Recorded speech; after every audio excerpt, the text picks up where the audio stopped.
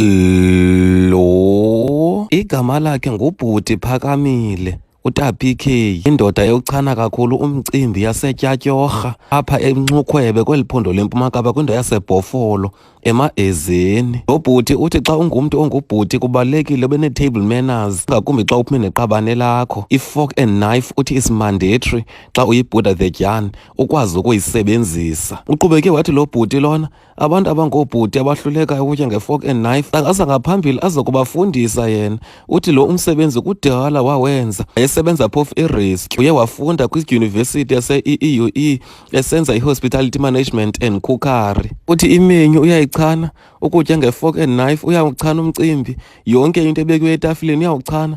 Uthi xa usitya nge-fork and knife kubakho indlela ethile eyibonakalisa apha kwiweyita kuba ugqibile ukutya. Awuvese uyibeke nje i-fork and knife ngoba iweyita iyawuassume uba ugqibile ukutya. Uqhubeke wathi nemenyu ke ibalulekile, istarter, yonke laa nto ityiwayo xa sowuphumile neqabane lakho. Ebesibonisa indlela ayenzayo xa sephumile ebekwenye indawo zokutya apha kwindawo yaseTyatyorha eNxukhwebe. Abantu baseBhofolo bamazukufa bamthanda ukufa, bangakubulala ngoBhuti Phakamile. Abantu abangoosisi bebembombozela ngemva, usisi Nomaphahla esithi uzitika zonke iibhoxes. Hayisana laa bhuti, hayi uzitika zonke iibhoxes kaloku sana.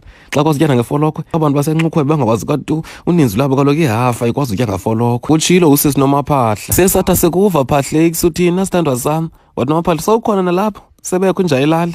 Hayi mntaka abayo ntloko ngathi isabhufa sana, iqathi ngathi i-extension. Utheni na wena lo Shumaka lo? Khawo iindaba zakho bhuti, shi asizanga kuwe thina apha. Ndiye ndaqhubekeka ndamobserva uBhuti Phakamile, ndiye ndadraw i-conclusion ndathi uBhuti Phakamile bekunoba kuhle kuba kwinkomfa yamadoda odwa kunyaka ozayo ibe nguye umntu oza kukhokhela afundise abantu abangoobhuti ukuba wenza ntoni xa ufikele etafileni. Ngoba kuthiwa kukho indlela ohlala ngayo, bekho indlela othetha ngayo xa uhleli etafileni, naxa sowubiza iweyita awuvese uyikhwaze nje uphakamise nesandla, iba khona nje indlela oyibiza ngayo. Umfana uthi ukwenza oku kuba efuna ukunqanda unongekehli, kungaveske umntu azimenye azihlaze eRescue. Kukho namanye amandwendwe mhlawumbi aphesheya. Iindaba ze-CNBC kuChannel 841.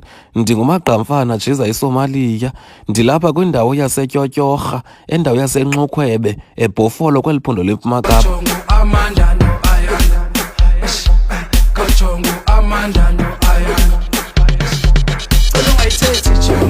Angafodi